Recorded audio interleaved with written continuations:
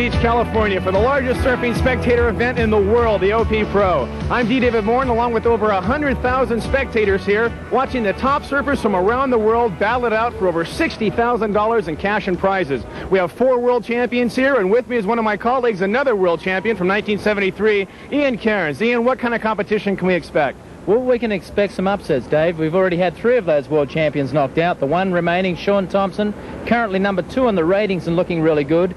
I predict he won't fall to the Californian onslaught. We're looking at some really, really top Californian surfers, and it could be a repeat of last year's OP Pro, with Californians taking it right the way through to the final. Like Tommy Curren and Joey Baran. Joey already knocked out, but Tommy Curren's still alive and very much a hopeful here on the beach. Not only do we have the men's competition, but also the women's competition in the surfing and also in the beauty department. We have the Miss OP beauty pageant still to come. Plus, we have the jet ski competition, something new, jet ski racing right in and out of the breakers here, which ought to be really exciting. You've got the best seat in the house because we've got 8 cameras covering all the action for you, and we'll be right back to start that action right after this, so stick around.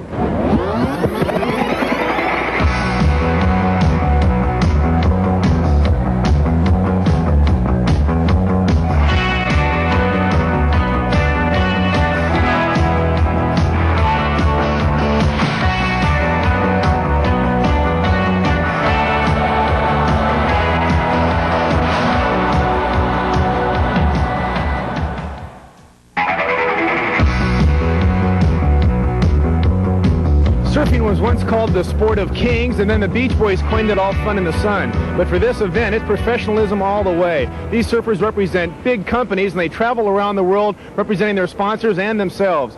Ian, where does the World Tour go? Well, Dave, the ASP World Tour, we're about halfway through here at the OP Pro. They've been to Japan, they've been to Florida or up the East Coast, they've been to South Africa, France, England, back here to California. They go on to Japan again, down to Australia, Hawaii, and finish off again in Australia next Easter.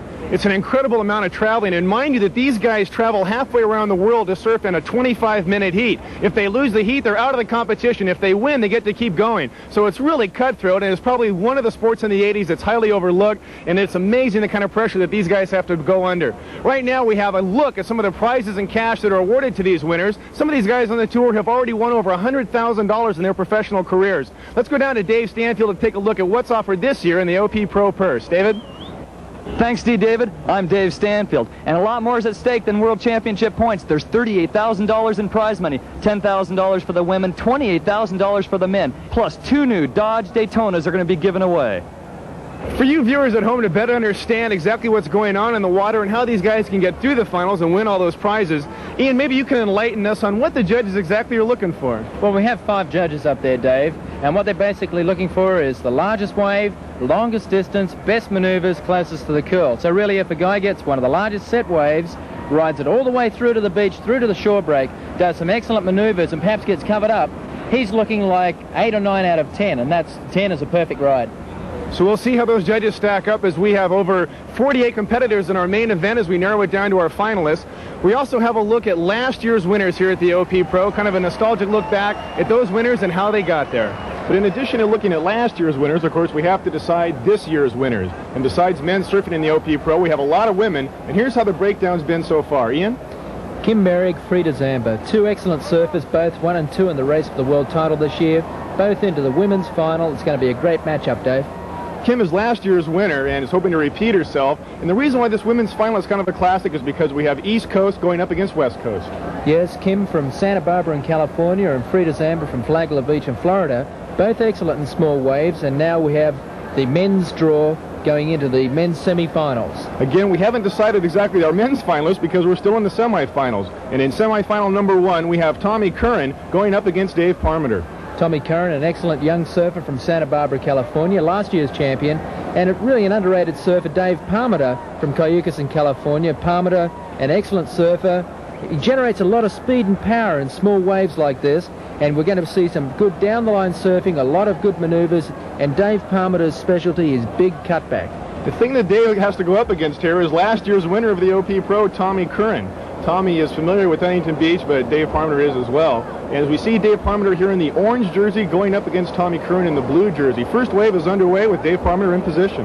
Dave Parmenter paddling into a wave that looks like it's going to shape up as a good left-hander. Dave going backhand. off the top, generating power. He's generating his own speed on these small waves. You need to get the speed to make the connection to the inside section, and unfortunately it doesn't look like Dave's going to make it through to the shore break. We had a chance to talk with David earlier because this is the furthest he's ever been in a professional event here on the world circuit. A heat is a heat. It doesn't matter. You know, the magnitude of this is far greater than anything I've ever had, but it's still just a heat. And you're going up against just another surfer, the guy that won last year's OP Pro. How do you feel about Tommy? Well, he's certainly not another surfer, but I'm not going to concentrate on his surfing. I worry about mine. Well, you got to like Dave Parmenter's approach, Ian. Very cavalier. He's thinking about what he's doing and not worrying about this guy. And this guy, not just another surfer. Tommy Curren, last year's champion.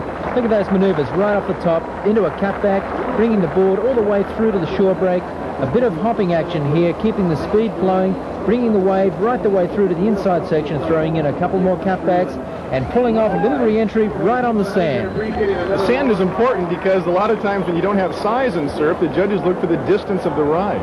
Well, yes, they do. They look for the distance, but they also look for radical maneuvers. And radical maneuvers are really the key to winning a surfing competition. And there's Dave Parmenter, a really fantastic cutback. I mentioned his cutbacks. Well, there's two in a row. Dave Parmenter is really noted for that really radical cut off the face, and he's bringing the board right the way through to the inside, getting distance as well. You can see, David, here, excellent wave selection, good size to it, a lot of strength to it. The held up through the sandbar midsection, and Parmenter should get a pretty good scoring wave out of this. Well, he certainly will, and we're going to have another replay on this cutback. Look at that.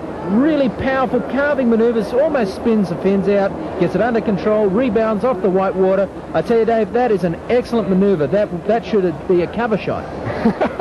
Well, David's been on plenty of covers of magazines. Here we have Tom Curren as he tries to answer back to Parmenter's challenge. Tommy coming down off the bottom, nice little off the top, goes for a slight cover-up, doesn't quite get it. And Tommy's going to have to steer this one in. You see these guys continue to maneuver even though there isn't a lot of flow, and Tommy can actually generate his own speed here. Well, they generate their own speed at 360 right on the shore break, finishing the wave off cleanly. Now, he did that excellent re-entry out there. This is a tough heat. Good bottom turn here. We can see Tommy setting up, looking to the top of the wave, goes almost straight vertical up, cracks it off the lip. Good spray, good control, and Tommy stays on his feet through a lot of slippery conditions.